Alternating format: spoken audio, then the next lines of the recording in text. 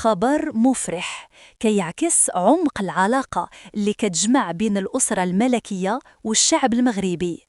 بأمر مباشر من صاحبة السمو لالا مريم رئيسة الاتحاد الوطني لنساء المغرب، تكلف الاتحاد الوطني بملف الشابة إيمان ضحية الاعتداء اللا إنساني والتشويه الشنيع اللي هز مدينة تازة وقلوب المغاربة.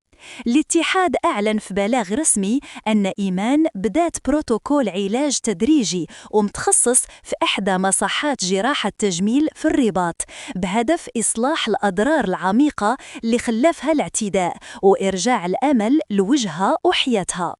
هاد الالتفاتة النبيلة من الأميرة لالا مريم ماشي غير مساعدة طبية، بل دعم إنساني ونفسي واجتماعي، بحيث كيتابع فريق من المساعدات الاجتماعيات حالة إيمان عن قرب وكيواكبها حتى في التمكين والإدماج الاقتصادي باش ترجع تعيش بكرامة وقوة.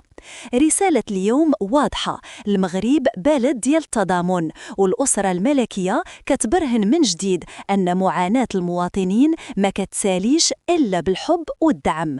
كل الشكر للأميرة لالا مريم على هذه المبادرة اللي كتفتح باب الأمل لإيمان وكتأكد أن الخير باقي حاضر.